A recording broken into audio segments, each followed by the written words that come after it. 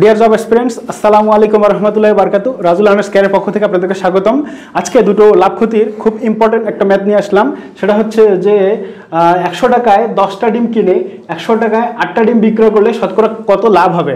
অর্থাৎ 100 টাকা কিন্তু 100 টাকা দিয়ে আপনি 10টা ডিম কিনলেন, এরপর কেনার পরে আপনি বিক্রি করতেছেন ওই যে 100 টাকা আপনার ফিক্সড, কিন্তু এবার আপনি বিক্রি করতেছেন 8টা ডিম।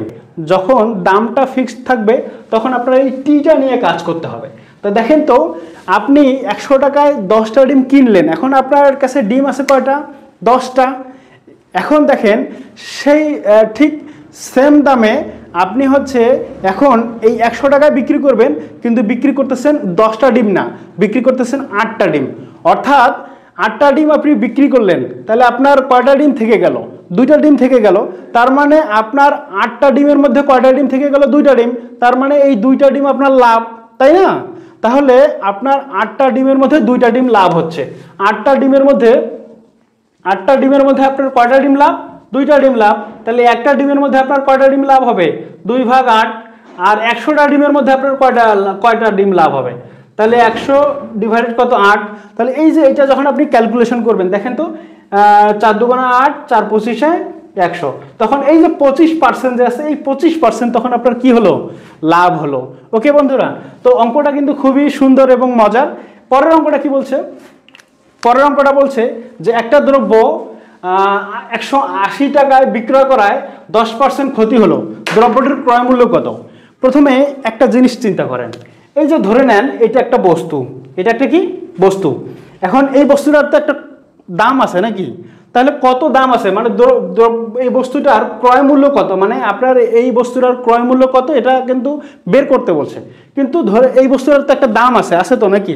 তো এখন এই বস্তুটা যখন আপনি বিক্রি করলেন, এই বস্তুটাকে যখন আপনি সেল দিয়ে দিলেন, তখন আপনার 10% ক্ষতি হয়ে গেল। এই যে দেখেন 10% ক্ষতি হয়ে গেল। যখন আপনার 10% ক্ষতি হলো, তখন তার দাম হলো 180 টাকা। তার দাম হলো কত টাকা? 180 টাকা। এখন বন্ধুরা বলেন তো, 10% ক্ষতি হয়ে যাওয়া মানে কি? আপনার ওখান থেকে চলে যাওয়া, এই বস্তুটার যত দাম হবে সেই দাম থেকে 10% চলে যাওয়া। অর্থাৎ তখন আমি বলতে পারবো আমার এই বস্তুটার যত দাম হবে সেই দাম থেকে যখন 10% আমার চলে যাবে, তখন সেটাকে আমি বলবো আমার 10% ক্ষতি হয়েছে, তাই তো না?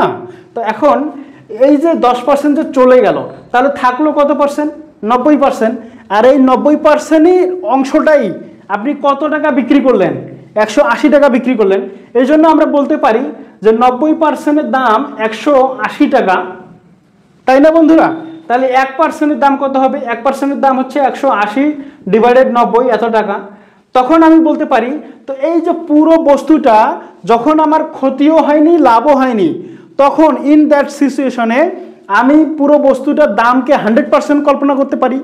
ওকে, তাহলে 100% কল্পনা করতে পারলে এই 100% দাম কত আসতেছে? তাহলে 180 গুণন 100 ডিভাইডেড কত? 90। তাহলে 0 0 চলে যায়, 9 দুগুণে 18, 2, তার মানে 200। তার মানে দেখো তো বন্ধুরা, এই যে 200 টাকা যে আসতেছে, এই 200 টাকাই হচ্ছে এই দ্রব্যটার ক্রয় মূল্য। অর্থাৎ এই দ্রব্যটার দাম হচ্ছে 200 টাকা, সেখান থেকে আপনার 10% ক্ষতি হয়ে গেল, আর 10% ক্ষতি হয়ে বস্তুটার দাম হলো 180 টাকা। অর্থাৎ আপনার 20 টাকা কি হলো? লস হলো। ওকে বন্ধুরা, আশা করছি তোমরা বুঝতে পারছো। তো ধন্যবাদ তোমাদেরকে সবাইকে।